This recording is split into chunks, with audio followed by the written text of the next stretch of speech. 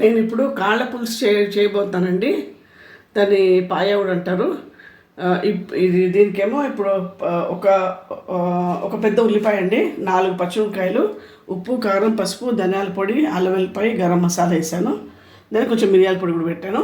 ఇదే చింతపండు పులుసు పిండి పెట్టాను. ఇదే ఫస్ట్ ఉడకబెట్టి పెట్టానండి. ఇది కొంచెం 3 టేబుల్ స్పూన్స్ అల్లం వెల్లిపాయ వేసి ఉడకబెట్టి పెట్టాను అనమాట కాళ్ళు.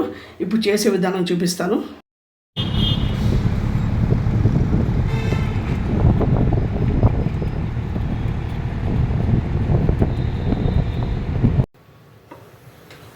ఇప్పుడు ఆయిల్ వేస్తున్నాను. దీంట్లో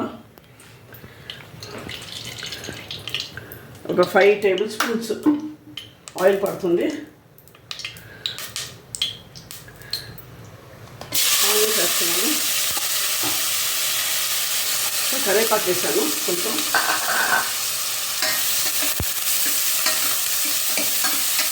కరివేపాకు, పచ్చిమిరపకాయలు, ఉల్లిపాయలు వేసాను అన్నమాట. ఇప్పుడు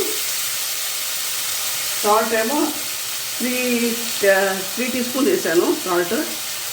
తర్వాత పసుపు 1 స్పూను. అంటే దాన్ని ఇక్కడ 10 కాళ్ళు తీసుకున్నానండి. సో 40 పీస్ వచ్చాను దానికి.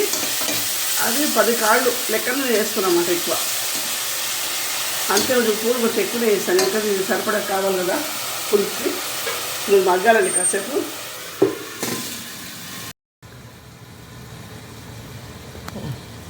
ఇప్పుడు చూస్తానండి,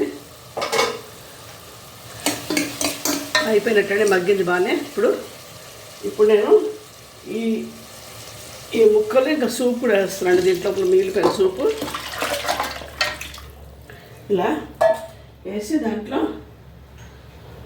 కారం ఒక 4 టీ స్పూన్ వేసాను. పడుతుంది అన్నమాట. అంత దీనికి కదా ఎక్కువ క్వాంటిటీ కదా. 2 టీ స్పూన్స్ ఏమో ధనియాల పొడి, తర్వాత 1 టీ స్పూన్ గరం మసాలా, మిరియాల పొడి 1 స్పూన్ అండి,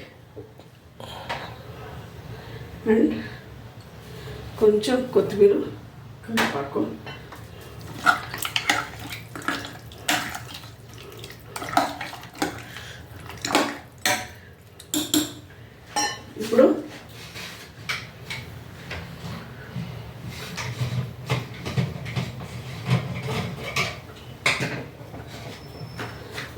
ఇప్పుడు చింతపండు పులుసు పెడతానండి.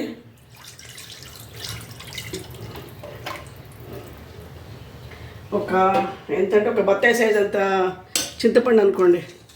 ఆ సైజు కావాలి దీనికి, పులుపు పడుతుంది. ఓకే అండి, ఇంకా వెయిట్ పెట్టేస్తాను నేను.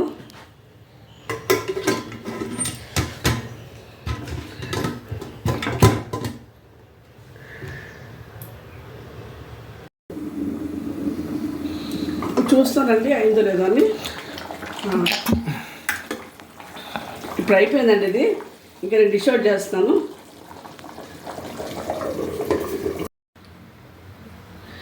కాళ్ళ పులుసు రెడీ అండి. మీరు ఒకసారి ట్రై చేసి చూడండి. మళ్ళీ మీరు చేసుకుంటూ ఉంటారు ఈ విధమే. Okay, please like, share and subscribe my channel. Thanks and have a nice day. By.